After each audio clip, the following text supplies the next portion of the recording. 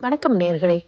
நீங்க கமலியின் உலகம் என்ற தலைப்பு கீழே இருக்கிற பதிவுகள் அனைத்தும் ஒன்றுடன் ஒன்று தொடர்புடையவை. இப்போ நம்ம சேனல்ல புதுசா சிறுகதை என்ற தலைப்பு கீழே பிளேலிஸ்ட் ஒன்று துவங்க போறோம். அதுல வர அனைத்து கதைகளும் தனித்துவம் வாய்ந்த கதைகள். அந்த கதைகள் உண்மை சம்பவத்தின் அடிப்படையின் வாயிலாக வடிவமைக்கப்பட்ட கதைகள். அதனால அதுல வர ஊர் பேரோ இல்ல கதாபாத்திரங்கள் பேரோ அனைத்தும் புனையப்பட்டவை. அதை கேட்டு மகிழுங்கள். இன்னைக்கு சிறுகதையோட தலைப்பு தன் குளம் தலைக்க வெகுண்டெழுந்தாள். வடபத்திரகாளி. கதைக்களம் சுவாமிமலை அருகே உள்ள திருவலஞ்சுழி. இந்த இடத்துல இந்த கதை ஆரம்பிக்குது. திருவலஞ்சுழினாலே எனக்கு ஞாபகத்துக்கு வர்றது கபர்தீஸ்வர் ஆலயம். அங்க அமைந்திருக்கிற அந்த வெள்ளை விநாயகர். அவரோட சிறப்பு என்னன்னா, இந்த வெள்ளை விநாயகர் சிலையை நம் காவிரி தாய் கரையோதுங்கும் அந்த வெள்ளை நுரைகளினால் செய்யப்பட்டதுன்னு ஒரு கூற்று இருக்கு. சரி, நம்ம கதைக்குள்ள போலாம். இந்த திருவலஞ்சுழி பக்கத்துல நாங்காளி என்ற ஊர். அங்க இருக்கிற மக்கள் ஒரே பரபரப்பு, ஒரே ஆனந்தம், மக்கள் மத்தியில ஒரு உற்சாகம், எல்லோரும் ஒரு கொண்டாட்ட மனநிலையில இருக்கிறது போல இருக்கு. அதுக்கு காரணம், அங்க ஒரு கோயில் கட்டுமான பணி நடந்துட்டு இருக்குது. அந்த பணியில எல்லோரும் மும்மரமா ஈடுபட்டிருக்காங்க. ஐயா கண்ணை நோக்கி வேகமா ஒருவர் வர்றாரு. என்ன ஐயா கண்ணு, நீ போய் இன்னைக்கு பசுபதி ஐயாவை பாத்தியா? பார்த்து இறுதிக்கட்ட வேலைகளுடைய கணக்கை ஒப்படைச்சியா அப்படின்னு கேட்கிறாரு. இல்ல துரை, நான் இப்பதான் பசுபதி ஐயாவை பார்க்கலாம் அப்படின்னு கிளம்பிட்டு இருக்கேன். நீயும் என் கூட வாயேன், ஒன்னா போய் பார்த்து எல்லாத்தையும் ஒப்படைச்சிட்டு வந்துடலாம் அப்படின்னு 2 பேரும் கிளம்புறாங்க. கோயில்ல இருந்து சரியா 10 நிமிஷம் நடந்தா பசுபதி ஐயா வீட்டை அடைஞ்சிடலாம். சரியா 10 நிமிஷத்துல அவர் வீட்டை அடையிறாங்க. வாங்க துரை, வாங்க ஐயா கண்ணு அப்படின்னு அவங்கள வரவேற்றாரு பசுபதி. பசுபதி ஐயா, இந்த நோட்ல கட்டுமான பணிக்கான இறுதிக்கட்ட கணக்கு வழக்கு அத்தனையும் நான் பதிவு செஞ்சிருக்கேன். நீங்க ஒரு முறை அதை பார்த்துட்டீங்கன்னா எனக்கு திருப்தியா இருக்கும் அப்படின்னாரு ஐயா கண்ணு. பசுபதிக்கோ அவர் மேல மிகப்பெரிய மரியாதை. அதனால, பரவாயில்ல ஐயா கண்ணு, உங்க மேல என்னைக்குமே எனக்கு நம்பிக்கை உண்டு. நீங்க அதை சரியாதான் செய்வீங்க. அதை வைங்க, நமக்கு அதை விட முக்கியமான வேலை இருக்கு, வாங்க என் கூட அப்படின்னு 3 பேரும் கிளம்புறாங்க. இப்ப அவங்க எங்க போறாங்கன்னா, அந்த கோயில் கட்டுமானம் நடந்துட்டு இருக்கு இல்லையா, அதுக்கு கூடிய சீக்கிரத்துல கும்பாபிஷேகம் பண்ண போறாங்க. அதுக்கு தேவையான மற்ற விஷயங்கள் எல்லாத்தையும் தான் பொறுப்புல எடுத்துக்கிறதா பாலாஜி வாக்கு கொடுத்திருக்கார். அவர்கிட்ட போய் நன்றி சொல்ல போறாங்க. 3 பேரும் பாலாஜியை சந்திச்சுட்டாங்க. பாலாஜிக்கு ஒரே மகிழ்ச்சி, அவருக்கு இந்த பொறுப்பை அவங்க கொடுத்ததுக்கு. இருங்க, அப்படி என்ன கோயில் கட்டிட்டு இருக்காங்க? அதுதானே உங்க மன ஓட்டத்துல ஓடிட்டு இருக்குது. சொல்றேன். அந்த கோயில் வடபத்திரகாளிக்காக கட்டிட்டு இருக்காங்க. அதனுடைய முழு பொறுப்பையும் செஞ்சிட்டு இருக்கிறவர் பசுபதி. இவங்க எல்லாரும் அவருக்கு உதவிகரமா இருக்காங்க. பசுபதியும் ஐயா கண்ணும் பெருமூச்சு விடுற நிமிஷத்துல அங்கிருந்து ஐயர் வர்றாரு. பெரியவா, நல்ல நாள் கேட்டிருந்தீங்க, அந்த நாள் குறிச்சிட்டேன். வர்ற வெள்ளிக்கிழமை ரொம்ப அமோகமா இருக்கு. அன்னைக்கே அம்பாளுக்கு கும்பாபிஷேகம் பண்ணி கோயில திறந்துடலாம், ஒன்றும் பிரச்சனை இல்லை அப்படின்னு ஐயர் உத்தரவு கொடுக்க, பசுபதிக்கும் ஐயா கண்ணுக்கும் ஒரே உற்சாகம். இதை சீரும் சிறப்புமா நம்ம ஊர்ல நடக்கிற முதல் விழாவா பிரம்மாண்டமா கொண்டாடணும், அப்பதான் நம்மளுக்கு ரொம்ப பெருமைன்னு நினைக்கிறாங்க. எல்லா வேலையும் முடிச்சுட்டு வீடு திரும்பின பசுபதி தன்னோட அறைக்கு போய் அமைதியா மௌனமா உட்கார்ந்துருந்தார். அவர் மனசுல இருக்கிற ஒரே விஷயம், இந்த கோயில் திருப்பணி எல்லாம் நல்லபடியா முடியணும், அதுல எந்த குறையும் விழுந்துடக்கூடாதுன்ற ஒரு எண்ணம் நினைச்சிட்டு இருக்கிறப்ப பலார்னு ஒரு சத்தம். எங்கிருந்தோ வந்த ஒரு பூனை ஒரு பெரிய வெங்கல சம்பை தட்டி விட்டது. அந்த ஒளி அடங்குவதற்கு 5 நிமிஷம் ஆச்சு. அதுக்குள்ள பசுபதிக்கு படபடப்பே வந்துருச்சு. உடனே பசுபதி, ஏமா செல்வி, ஏன் அதை பார்த்துக்க கூடாதா அப்படின்னு தன்னோட வீட்டு மனைவியை கூப்பிடுறாரு. அவங்களும் ஒன்றும் இல்லை, நான் பார்த்துக்கிறேன், ஏன் என்னமோ மாதிரி இருக்கீங்க அப்படின்னு செல்வி கேட்குறாங்க. பசுபதியோ, இல்லை, எல்லா வேலைகளும் சரியாக நடக்கணும், சரியாக நடந்துடும், நீங்கள் ஏன் அதையே பற்றி நினச்சிட்டு இருக்கீங்க அப்படின்னு செல்வி ஆறுதல் சொல்ல, உடனே ஒலித்தது தொலைபேசி. ஹலோ, யார் பேசுகிறீங்க? நான் தான் ரேகா, சிங்கப்பூர்லேருந்து பேசுகிறேன். எப்படி இருக்கிறீங்க பசுபதி அப்படின்னு கேட்க, நல்லா இருக்கேம்மா, நான் நல்லா இருக்கேன். நீங்கள் எல்லாரும் எப்படி இருக்கீங்கன்னு பசுபதி விசாரித்தார். அப்போது ரேகா கேட்டாங்க, கோவில் பணியெல்லாம் எப்படி நடக்குது? ரொம்ப நல்லா நடைபெறுது. கண்டிப்பாக நீங்கள் அடுத்த முறை வந்தால் நம்ம கோயிலுக்கு வந்து அம்மனை தரிசிக்கணும் அப்படின்னு வேண்டிக்கிட்டு ஃபோனை வைக்கிறாரு. ரேகா யாருன்னு பார்த்தீங்கன்னா, இந்த கோயில் கட்டுமான பணிக்காக நிறைய பண உதவிகளை செஞ்சுருக்காங்க. இதுலேருந்து நமக்கு என்ன தெரியுதுன்னா, பசுபதி தன்னோட சொந்த செலவில் அந்த கோயில் பணியை கட்டலை, ஊர் மக்கள்கிட்ட வசூலிச்சும், அது மட்டும் இல்லாமல் இந்த மாதிரி நிறைய நன்கொடைகள் பெற்றும் தான் இந்த கோயிலை கட்டிகிட்ருக்காரு. இந்த பக்கம் துரை வேகமாக, வாமா முல்லை, எப்படி இருக்க? ரொம்ப நாளாச்சே பார்த்து. அண்ணா வீட்டுக்கு வந்தியா அப்படின்னு கேட்குறாரு. முல்லையோட முழு பேர் வனமுல்லை. முல்லைக்கு சுமார் 45 வயது இருக்கும். இங்கே அவங்க அண்ணா வீட்டுக்கு வந்திருக்காங்க. அவங்க திருமணமாகி சென்ற ஊர் திண்டுக்கல். திருமணத்துக்கு அப்புறம் பெருசாக முல்லை வர்றதில்லை. ஏன்னா அவங்க கல்யாணமாகி போன குடும்பமே பெரிய குடும்பம். ஸோ இப்போ நான் முல்லைக்கு கொஞ்சம் விடுதலை. அப்போக்கப்போ நாகாளிக்கு வந்து போயிட்டுருக்காங்க. இந்த சமயத்தில் துரை வந்து, முல்லை நீ கண்டிப்பாக என் கூட ஒரு இடத்துக்கு வரணும், நீ வந்து அதை பார்க்கணும் அப்படின்னு சொல்கிறாரு.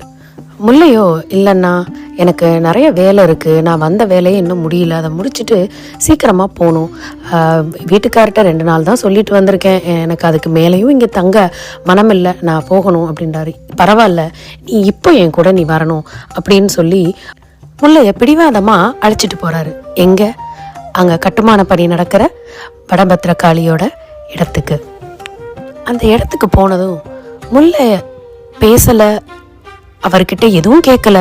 அப்படியே அந்த கோயிலை விரித்து, அந்த கட்டுமானம் நடக்கிற கோயில் இடத்தை விரித்து பார்த்துக்கிட்டு இருந்தா. அவள் கண் அசையலை, அவள் உதட்டிலேருந்து எந்த வார்த்தையும் வரலை. பெரிதாக ஒரு மூச்சு மட்டும் ஒரே ஒரு முறை வந்தது. அதை உணர்ந்த துரை ஒரு நிமிஷம் திரும்பி முல்லையை பார்த்தார். என்னாச்சு முல்லைக்கு அப்படின்னு.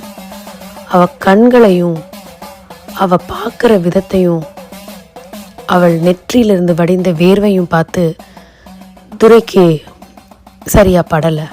முல்லை முல்லை அப்படின்னு கூப்பிடுறாரு. ஆனால் முல்லைகிட்டேருந்து பதிலே இல்லை. யார்கிட்டையும் பேசாமல் அப்படியே இறங்கி நடந்து அந்த கோயில்கிட்ட போய் நின்று முல்லை அந்த கோயிலை அப்படியே பார்த்தா. பார்த்துட்டு எதுவுமே பேசலை.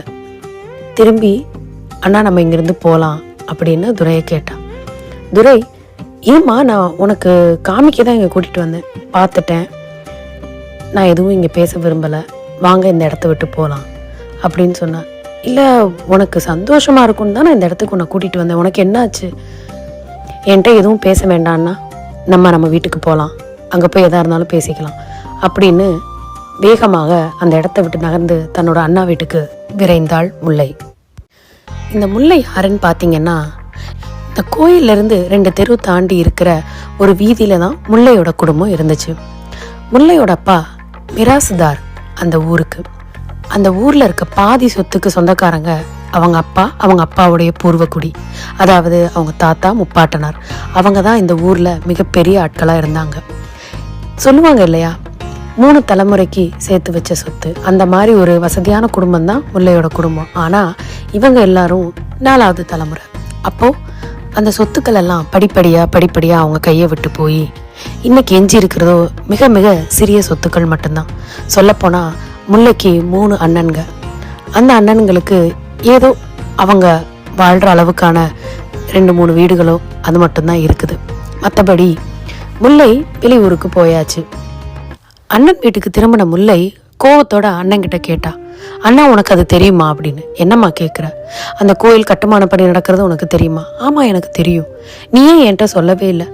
என்ன சொல்ல, ஊர் மக்கள்லாம் சேர்ந்து கட்டணுன்றாங்க, தெரியுமே, பசுபதி தான் எல்லாத்தையும் கட்டிகிட்டு இருக்கான், என்ன சொல்கிறது?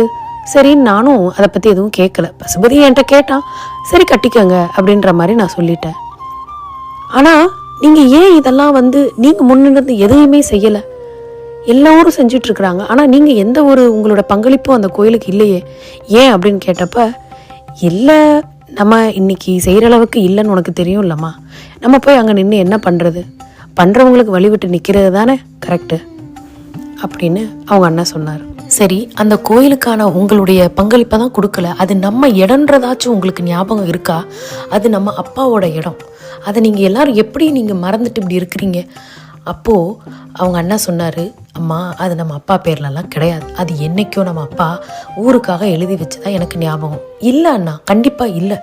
அந்த கோயிலில் போய் நின்ன நிமிஷம் நான் உணர்ந்தேன், நம்ம தெய்வத்தை யாரோ அவங்க தூக்கிட்டு போகிற மாதிரி எனக்கு உணர்வு இருந்தது. நான் முழுமையாக நம்புகிறேன், நமக்காக நின்ன காவல் தெய்வம் அண்ணா அது. நம்மளுடைய முன்னோர்களுடைய சமாதி அங்கே தான் இருக்குது, மறந்துட்டியா நீ? எப்படி நீ அதை மறக்கலாம்? அது நம்மளோட இடம்னா, அது நம்ம காவல் தெய்வம்னா, எந்த காரணத்துக்காகவும் அதை நான் விட்டு கொடுக்க மாட்டேன்னா அப்படின்னா. இல்லைம்மா, நான் அப்பாவோட பல காலம் அவர் கூட இருந்தனால நான் சொல்கிறேன், அது நம்ம பேரில் இருக்க வாய்ப்பு இல்லை அப்படின்னு அவங்க அண்ணன் சொல்கிறாரு. அவன் மனசு கேட்கல. என்னதான் அவங்க அண்ணன் சமாதானம் சொன்னாலும் முல்லைக்கோ அவங்க அண்ணன் சொன்ன பதிலில் கொஞ்சம் கூட உடன்பாடு இல்லை. ஆனால் அவங்க அண்ணியோ முல்லையவே சமாதானப்படுத்த முயற்சித்தாங்க. நீயோ என்னைக்கோ இங்கே வீட்டுக்கு வர்ற, நீ ஏமா இந்த பிரச்சனையில எல்லாம் தலையிட்டு ஒன்று நீ வருத்தப்படுத்திக்கிற, நடக்கிறது நடக்கட்டும் அப்படின்னு முல்லையை சமாதானப்படுத்தினாங்க.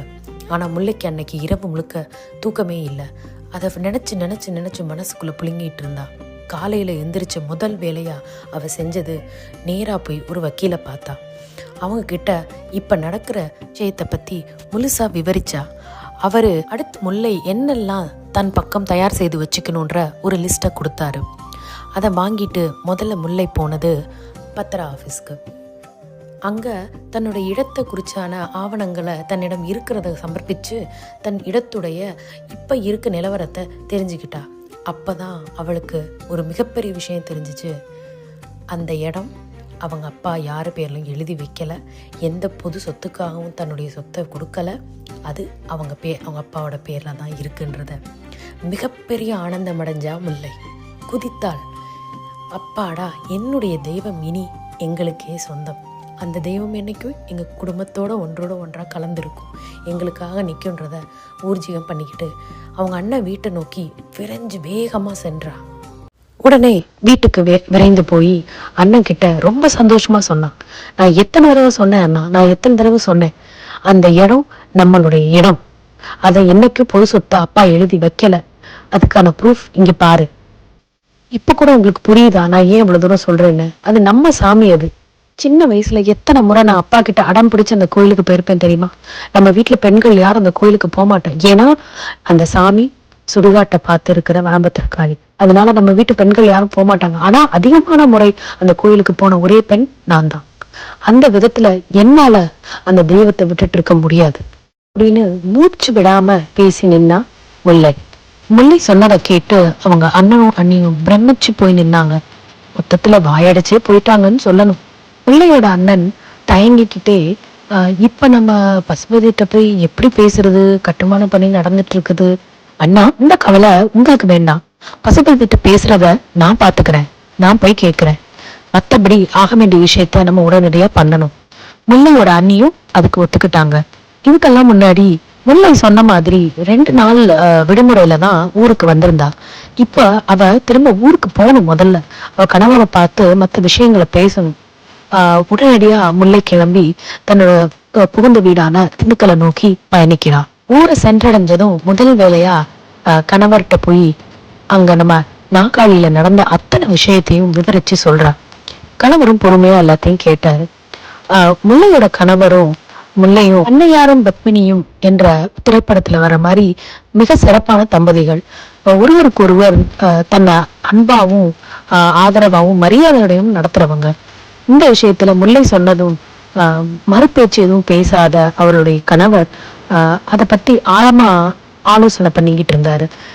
முல்லை, என்ன சொல்றீங்க, உங்களுடைய அபிப்பிராயம் எனக்கு ரொம்ப முக்கியம், நீங்க என்ன சொல்றீங்கன்னு அப்படின்னு கேட்டதுக்கு, நீ சொல்றது ரொம்ப பெரிய விஷயமா இருக்கு, இத பத்தி நான் கொஞ்சம் யோசிக்கணும், எனக்கு கொஞ்சம் டைம் கொடு அப்படின்னு கேக்குறாரு.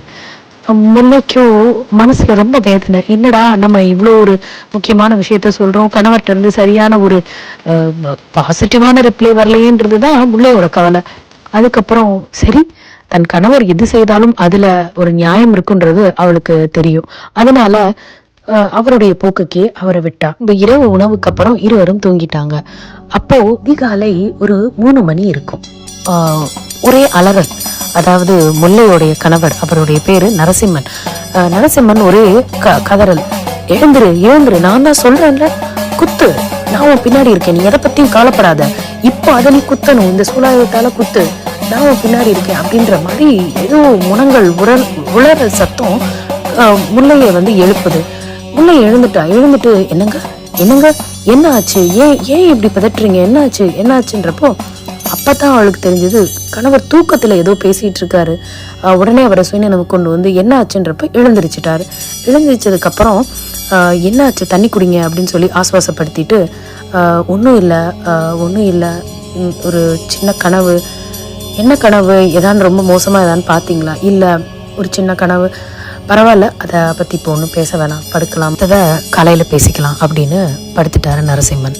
மறுபடியும் காலையில் எழுந்திரிச்சதும் முதல் வேலையாக காலை வேலைக்கான டிஃபன் இதெல்லாம் முடிச்சதுக்கப்புறம் முல்லை திரும்பவும் தன் கணவர்கிட்ட கேட்டேன், என்னெல்லாம் நடந்துச்சு, ஏன் இப்படி காலையில் விதட்டுனீங்க அப்படின்னு கேட்டப்ப அது வந்து ஒரு பயங்கரமான கனவு, அந்த கனவுல ஏதோ ஒரு விச ஜந்து நம்மளை நோக்கி ஓடி வருது, உன் கையில் சூலாயுதத்தை நான் பார்த்தேன், அந்த சூலாயுதத்தால் அந்த ஜந்துவை குத்துன்னு நான் சொல்கிறேன், நீ பயப்படுற, நான் இப்போ சொன்னேன் பயப்படாத, நான் உன் பின்னாடி இருக்கேன், நீ குத்துன்னு நான் சொல்கிறேன். ஸோ இந்த கனவை கண்டோன்னு நான் முழிச்சிட்டேன். நம்ம இருந்த இடம் ஒரு கோவில். அப்போ எனக்கு என்ன தோணுதுன்னா, அந்த அம்பாளுக்கும் இதில் சம்மதம் தான் நான் நினைக்கிறேன். கண்டிப்பாக நம்ம இது என்னன்னு பார்க்கணும். இன்னைக்கு முதல் வேலையாக நம்ம எங்கள் வீட்டில் இருக்க எல்லா வேலையும் முடிச்சுட்டு நானும் உன் கூட ஒரு நடையாக வந்துடுறேன். நம்ம போய் நாகாளியில் என்னதான் இருக்குன்றத 2 பேரும் சேர்ந்தே போய் பார்ப்போம், ஒன்று நான் தனியாக விட விருப்பம் இல்லை அப்படின்னு சொல்லிட்டு நரசிம்மனும் வனமாலையும் நாகாளிக்கு திரும்பவும் புறப்படுறாங்க. அதை பார்த்ததும் பசுபதிக்கு ஒரே அதிர்ச்சி. முல்லை வீட்டுக்காரையும் கூட்டிட்டு வந்திருக்கியா என்ன அப்படின்னப்ப, வணக்கம் பசுபதி, எப்படி இருக்கிறீங்க அப்படின்னு நரசிம்மர் கர்ஜனையோடு கேட்க பசுபதிக்கு கொஞ்சம் கிடுகிடுத்து போய் தான் இருந்துச்சு. வணக்கம், எப்படி இருக்கிறீங்க, எங்க ஊர் மாப்பிள்ளை நீங்க, ரொம்ப நாள் கழிச்சு உங்களை பாக்குறேன், ரொம்ப சந்தோஷம் அப்படின்னதும் பரவாயில்ல இருக்கட்டும் அப்படின்னு முல்லை கேட்கிறேன். என்ன விஷயம் அண்ணா வந்திருக்கீங்க அப்படின்றப்ப, இல்லம்மா நம்ம கோயில் கும்பாபிஷேகம் வரப்போகுது இல்லையா, ஆமா, அதுக்கு உங்க எல்லாரையும் மரியாதையோட அழைக்கணும்னு தான் நான் வந்திருக்கேன். ஏய் அங்க யாரு, அண்ணா எடுத்துட்டு வா அந்த தாம்பூல தட்டை அப்படின்றப்ப எடுத்துட்டு வந்து ஒரு தாம்பூலம் நிறைய பத்திரிக்கை, தேங்காய், பழம், பூ எல்லாத்தையும் வச்சு முல்லையோட அண்ணனையும் அவங்க குடும்பத்தையும் முல்லை எல்லாரையும் வரவேற்றாரு பசுபதி. ரொம்ப சந்தோஷம், எங்களை வரவழைச்சதுக்கு, கண்டிப்பா நாங்க கும்பாபிஷேகத்துக்கு வந்துடுறோம். அப்பதான் பசுபதி, சொல்ல மறந்துட்டேன், நீங்க தான் முக்கிய விருந்தாளி அந்த கும்பாபிஷேகத்துல, அண்ணா நீங்களும் முல்லையும் தான் அந்த கும்பத்துல தண்ணி ஊத்த போறீங்க, அதை சொல்லதான் நானே வந்து சொன்னாதானே மரியாதையா இருக்கும் அப்படின்றதுக்காக நான் உங்களை தேடி வந்திருக்கேன், இதை நீங்க கண்டிப்பா ஏத்துக்கிட்டு வரணும்.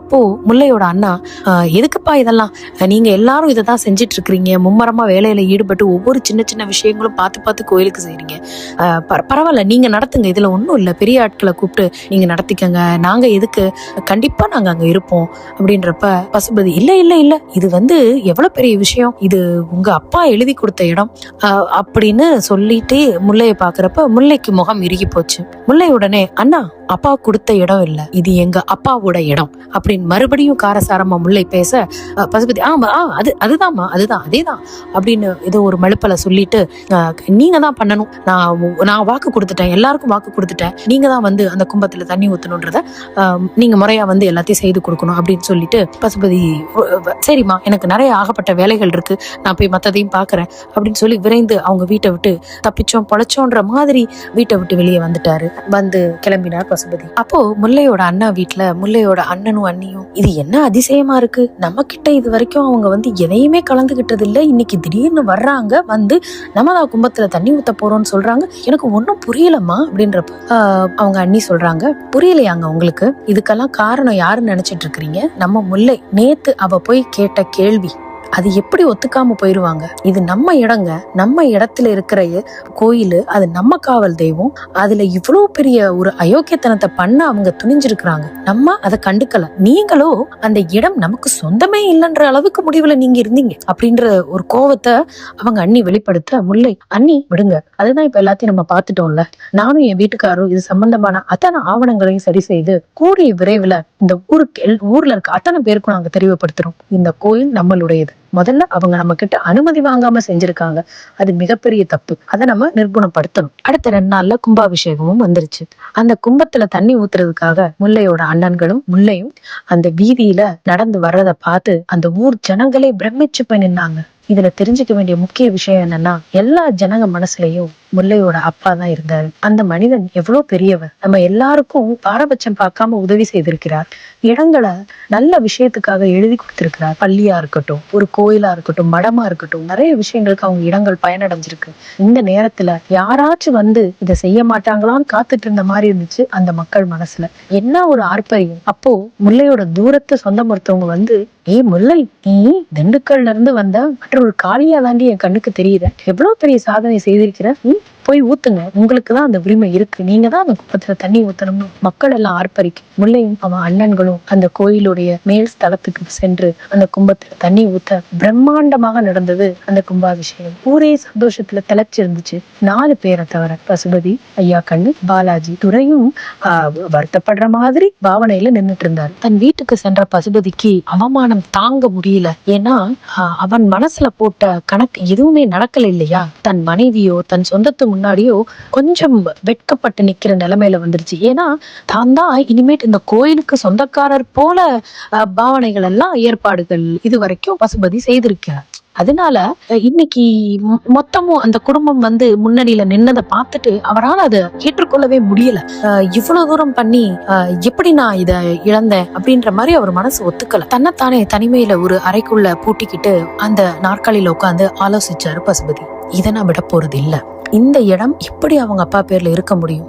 இப்போ முல்லை வந்து அந்த ஆவணங்களை தான் மூஞ்சில விட்டெறிஞ்சா இந்த ஊர்ச்சனங்க முன்னாடி நமக்கு ரொம்ப அசிங்கமாயி போயிருமே அப்படின்னு ஒரு பயம் இருந்துச்சு. இருந்தாலும் பணத்தை கொடுத்து போலீஸ ஏவி விட்டு ஏதாவது ஒண்ணு பண்ணிடணும் அப்படின்ற மாதிரி பசுபதி ஒரு முடிவு செய்தார். ஏன்னா இன்னைக்கு பசுபதி பெரிய ஆள் இல்லையா ஊர்ல, சோ அவர் நினைச்சா என்ன வேணா செய்யலாம் அப்படின்ற மாதிரி இருந்துச்சு. அடுத்த நாளே போலீஸ்ல இருந்து ஆளு முல்லையோட அண்ணன் வீட்டுக்கு வந்தாங்க. இதை எப்பயோ எதிர்பார்த்துட்டு இருந்த மாதிரி முல்லை ரெடியா அவ வக்கீலோட உட்கார்ந்து இருந்தாங்க. வந்த காவலர்கள், அம்மா இந்த மாதிரி கோயில் கட்டியிருக்காங்க, உங்க இடம் தான், அது ஒன்னும் பெரிய பிரச்சனை இல்ல, உங்க இடமா இருந்தாலுமே கோயில் கட்டிட்டாங்க, இனிமேட்டு நீங்க வந்து என்ன செய்யணும்னா அந்த கோயில் நிர்வாகம் சம்பந்தப்பட்டவங்கிட்ட பேசி ஒரு சுமூகமான முறையில நீங்க அதை முடிச்சுக்கணும். இதை தேவையில்லாம பெருசு பண்ணி ஊருக்குள்ள பிரச்சனைகளை நீங்க ஏற்படுத்துறதோ இந்த மாதிரி வேலைகள் செய்யறதெல்லாம் இருக்கக்கூடாது அப்படின்னு ஒரு எச்சரிக்கை தோணியில காவலர் சொல்ல, முல்லை ஒரு நிமிஷம் இருங்க இன்ஸ்பெக்டர், உள்ள எங்க அட்வொகேட் இருக்காரு, அவர்கிட்ட நீங்க பேசிட்டு போயிட்டா எங்களுக்கு கொஞ்சம் தெளிவா இருக்கும் அப்படின்னு சொல்லிட்டு அவங்க அட்வொகேட்டை வெளியே அழைக்க, அட்வொகேட் சொன்னாரு, இந்த இடத்துக்கு சம்பந்தமான ஆவணங்கள் அனைத்தும் முல்லையுடைய அப்பா பேர்ல தான் இருக்கு. இது முழுக்க முழுக்க முல்லை அவங்க குடும்பத்தாருடைய சொத்து. இது அவங்களுடைய அனுமதி இல்லாமையும் சட்டப்பூர்வமா கையெழுத்து வாங்கி அந்த பத்திரங்களை பதிவு செய்யாமல் கட்டடம் எழுப்புனது மிகப்பெரிய குற்றம். நாங்க இத கோர்ட்ல போய் பார்க்க போறோம், அவர் மேல கேஸ் பதிவு செய்ய போறோம். இதுக்கு மேல இத காவல்துறை அதிகாரிகள் எங்களை மிரட்டுறதோ இந்த மாதிரி வேலைகள் நீங்க செய்யக்கூடாது அப்படின்னு வக்கீல் சொன்னதும் விடவெடுத்து போயிட்டாங்க போலீஸ்காரர். ஏன்னா அவங்க இங்க ஒரு வக்கீல எதிர்பார்க்கல. அவங்க வந்தது முல்லையை கொஞ்சம் அப்படி உருட்டல் பரட்டல் மிரட்டி உடனே பசுபதிக்கு படிய வைக்கிறதுக்காக தான் வந்தாங்க. அது நடக்கல. உடனே கண்டிப்பாங்க வக்கீல் சார், நாங்க கோர்ட்ல பேசிக்கங்க, எதுக்கு கோர்ட்டு கேஸ்ன்னு போனா பல வருஷமா ஆகும், கொஞ்சம் பரஸ்பரமா பேசிக்கலாம்ல, சமாதானம் பண்ணி பேசிக்கங்க அப்படின்றப்ப அதை நாங்க பாத்துக்கிறோம், எப்ப செய்யணும்னு எங்களுக்கு தெரியும், அதை முறைப்படி நாங்க செய்வோம் அப்படின்னு வக்கீல் சொல்ல இன்ஸ்பெக்டர் கிளம்பிட்டாரு. இப்போ காவலர்கள் வந்து பசுபதி அனுப்பின ஏவலாளிகள் தானே, அப்போ விரைந்து சென்று பசுபதி கிட்ட நடந்தவை எல்லாத்தையும் சொல்றாங்க. மீண்டும் பசுபதிக்கு ஒரு அடி. என்னடா இது, போலீஸ வச்சு நம்ம மிரட்டலான்னு பார்த்தா அதுக்கும் நடக்க மாட்டேங்குது, இது இப்படியே போனா எனக்கு இருக்கிற கொஞ்ச நஞ்ச மரியாதையும் போயிரும் சொல்லிட்டு சரி உடனடியா ஒரு பஞ்சாயத்துக்கு ஏற்பாடு பண்ணிடலாம் அப்படின்னு சொல்லி மறுநாளே பசுபதி பஞ்சாயத்துக்கு ஏற்பாடு செய்யறார். அந்த பஞ்சாயத்துக்கு முல்லை, அவருடைய அட்வொகேட், அப்புறம் முல்லையோட கணவர், அண்ணன், அதே மாதிரி பசுபதி பக்கத்துல இருக்க துரை, ஐயா கண்ணு, பாலாஜி மற்றும் சில சட்ட வல்லுநர்கள், அது மட்டும் இல்லாம அந்த ஆளுங்கட்சி எம்எல்ஏவும் கூட வந்திருந்தார். எல்லோர் முன்னிலையிலும் இந்த இடத்துக்கு ஒரு பிரச்சனைகளை விவரிச்சு பேசினப்போ முதல் வந்த குற்றச்சாட்டு, இந்த இடம் உங்க அப்பாவுக்கு இருக்குன்றதுக்கான ப்ரூஃப் என்ன அப்படின்னு பதுபதி கேட்க, முல்லை இதோ எங்க ஆவணம் இருக்குன்னு சொல்லி பத்திரம், பதிவு எண், சிட்டா, பட்டா எல்லாத்தையும் எடுத்து எல்லார் முன்னிலையும் வீச அதிர்ந்து போச்சு அந்த கூட்டமே. அப்ப 100% இது அவங்களுடைய சொத்து. அப்ப எல்லா கேள்விகளும் பசுபதியை நோக்கி போச்சு. எதை வச்சு நீங்க இதை ஊர்ஜிகப்படுத்தாமலே நீங்க அந்த இடத்துல கட்டடம் கட்ட முடியும்ன்றப்ப, இல்ல எனக்கு அவங்க அண்ணன் சொன்னார், அவங்க அண்ணன் சொன்னார், அவங்க அண்ணன் இப்ப இல்லையே, சின்ன அண்ணன், இப்ப நீங்க எப்படி இதை கட்டலாம் அப்படின்றப்ப பதில் இல்லாம விழிப்பிதுங்கி நின்னாரு. சரி விடுங்க, நாங்க ஒரு கவனச்சிதறல கட்டிட்டோம், இப்ப என்ன உங்களுக்கு எவ்வளவு பணம் வேணும், நாங்க தந்துடுறோம், அந்த கோயில் எங்களுக்கு வேணும் அப்படின்றப்ப முல்லையோடைய குடும்பத்தார் சொன்னாங்க, அந்த கோயிலெல்லாம் நாங்க தர முடியாது, அது எங்க இடம், அது சும்மா 1 சென்டோ 2 சென்டோ கிடையாது, கிட்டத்தட்ட அரை ஏக்கருக்கான நிலம், அந்த நிலத்தை எப்படி நாங்க தர முடியும் அப்படின்னு கேட்க எல்லாரும் அதிர்ந்துட்டாங்க. என்னது அரை ஏக்கரா? அரை ஏக்கர் யாரு எப்படி சும்மா எழுதி தருவாங்க? வந்திருந்த எம்எல்ஏக்கு கொஞ்சம் மனக்குழப்பம் ஆயிருச்சு. இது சரி வராது, மனசளவுல அவருக்கு தெரிஞ்சிருச்சு, இவங்க ஏதோ பெரிய தப்பு செஞ்சிருக்காங்க, இதுக்கு நம்ம துணை போக கூடாதுன்னு சொல்லி, அப்பா எல்லாம் நல்லபடியா பேசிக்கங்கப்பான்னு சொல்லி முதல்ல எம்எல்ஏ கிளம்ப, அவங்களோட வக்கீல் சொன்னாரு, இது இப்ப பேசுறது சரியில்லை, உங்க பக்கம் சரியான ஆதாரங்கள் இல்லைன்னு சொன்ன உடனே அவரும் கிளம்ப, பசுபதிக்கு கோபம் தலைக்கேறியது. எங்கே தாம் தோத்து விடக் கூடாது என்பதற்காக குதிச்சார். என்ன நினைச்சிட்டு இருக்கிறீங்க ஆளாளுக்கு? எத்தனை லட்சம் செலவு பண்ணி நான் வந்து கோயில் கட்டியிருக்கேன், கட்டினதுக்கு அப்புறம் கட்டுற வரைக்கும் வேடிக்கை பார்த்துட்டு தானே இருந்தீங்க, கட்டி முடிச்சதுக்கு அப்புறம் இப்ப எல்லாரும் வந்து என்ன அர்த்தம் அப்படின்றப்ப முல்லைக்கு எங்கிருந்து கோபம் வந்ததோ தெரியாது. எழுந்து நின்னு ஒரு பெண் சிங்கம் போல கர்ஜித்தாள் முல்லை. யாருகிட்ட பேசுறீங்க பசுபதி? தெரிஞ்சுதான் பேசுறீங்களா? இந்த இடத்துல, அடுத்தவங்களுக்கு சொந்தமான இடத்துல தான் ஒரு சின்ன கட்டுமான படி செய்தால் கூட அவங்க சம்மதம் இல்லாம வேற ஒருத்தர் நுழைய கூட முடியாது. அப்படி இருக்கிறப்ப கிட்டத்தட்ட அரை ஏக்கர் சொந்தமான எங்க நிலத்துல எங்களுடைய அனுமதி இல்லாம இத்தனை லட்சம் செலவு பண்ணேன்னு சொல்றீங்க, இது எப்படி நியாயம்? அப்போ எங்க கிட்ட அனுமதி வாங்கி நீங்க அதை கோர்ட்ல பதிவு செஞ்சிருக்கணும், அதை செய்யல. இதையெல்லாம் விட்டுட்டு நான் லட்சக்கணக்கா செலவு செய்தேன்னு சொன்னா யாருக்கு எடுபடும்? எந்த வக்கீல் எந்த கோர்ட்டுக்கு சென்னாலும் நீங்க சொன்ன வாக்கியம் எடுபடாது. அதை முதல்ல புரிஞ்சுக்கங்கன்னு தன் கையை நீட்டி ஆவேசமா பேச எந்திரிச்சு நின்று உளர ஆரம்பித்துட்டார் பசுபதி. நீ என்ன கொஞ்சம் கூட மரியாதை இல்லாம பெரியவங்கன்னு பார்க்காம, அதுவும் ஒரு ஆம்பளை என்னை பார்த்து கை நீட்டி நீ பேசுற அப்படின்றப்ப, முல்லை அப்படிதான் நான் பேசுவேன், ஏன்னா இது எங்க அப்பா இடம், இது எங்க குடும்ப சொத்து, அதை நான் யாருக்காகவும் விட்டு கொடுக்க மாட்டேன், எங்க தெய்வம் அது எங்களுக்கு தான், நாங்க வேணும்னா பொதுமக்களுக்காக அனுமதிக்கிறோம் அவங்க வணங்குறதுக்கு, மத்தபடி அது எங்க சொத்து அப்படின்னு சொல்லி நிக்க இந்த இடமே அமைதி நிலவுச்சு. வக்கீல் 2 பக்கமும் இருந்து குசு குசுன்னு ஏதோ சொல்ல, சரி என்னமோ செய்யுங்க அப்படின்னு சொல்லிட்டு எல்லா கூட்டமும் விலகி போயிடுச்சு. இப்போ அந்த ஊர்ல இருக்க அத்தனை பேருக்கும் தெரியும் இது முல்லையோடைய குடும்பத்துக்கு சொந்தமான இடம், பசுபதி தான் ஏதோ தவறான செயல் மூலம் இதை அபகரிக்க முயற்சி செய்திருக்கிறார் அப்படின்றதையும் எல்லோருக்கும் நிரூபணம் ஆயிடுச்சு. அந்த கோயில பூட்டு போட்டு வச்சிருந்தார் பசுபதி. வக்கீலோட அனுமதியோட போய் அந்த பூட்டை தன் 2 கையால் உடைத்து தன் தெய்வத்தை மீட்டெடுத்தாள் முல்லை. தெய்வத்தை அவள் மீட்டெடுக்கவில்லை, தெய்வம் அவளை வரவைத்து தன் சிறையை உடைத்து வெளியே வந்தது. இந்த நாள்ல இருந்து அவங்க குடும்பமே அமோக வளர்ச்சி அடைஞ்சு மென்மேலும் சிறப்பா வளர்ந்து வந்தாங்க.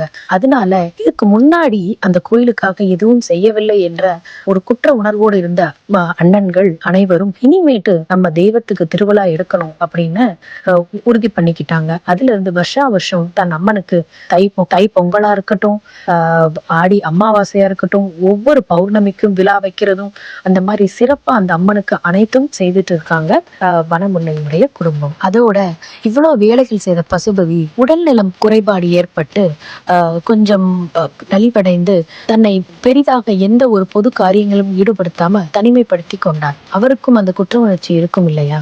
நாம இதுல சொல்ல விரும்புற ஒரே விஷயம், எந்த காலமா இருந்தாலும் சரி தெய்வம் இருக்குதுங்க. அதனுடைய உயிரோட்டம் உண்மையான ஆத்மார்த்தமான பக்தர்களுக்கு தன்னை காமிச்சுக்கிட்டே தான் இருக்குது. இந்த கலிகாலத்துல தெய்வம் வராதுன்னு யாரு சொன்னா? இந்த இடத்துல அன்னைக்கு முல்லை போய் நின்னப்ப அவளுக்குள்ள எழுந்த அந்த வடபத்திர காளி தான் இவ்வளவு விஷயங்களையும் செய்திருக்கு. ஏன் தெய்வம் நினைச்சிருந்தா ஆரம்பத்திலே தடுத்திருக்க முடியாதா? அது எப்படி எவ்வளவு கச்சிதமாக அந்த கட்டுமானப்படி முடிந்த பிறகு தன்னுடைய குழந்தையை அனுப்பி செய்தது தவறுதான் அப்படின்றத ஊர்ஜிகப்படுத்தி சட்டப்பூர்வமா நடவடிக்கை எடுக்க செய்து தன் இடத்தை தனக்கே மீட்டுக்குச்சு அந்த வடபத்திரகாளி அம்மன். இதை எல்லாரும் ஒத்துக்கிட்டு தான் ஆகணும். கோயில் சொத்து குலநாசம். என்னைக்கும் தெய்வம் நமக்கு தாங்க படி இழக்கணும், நம்ம தெய்வத்தை ஆளணும்னு என்னைக்கும் நினைக்கவே கூடாது. அது இன்னைக்கு புரிஞ்சிருக்குது ஆகாளி. இதோட இந்த கதை முடியுது. மீண்டும் ஒரு நல்ல கதையோட உங்களை நான் சந்திக்கிறேன். அது வரைக்கும் நன்றி.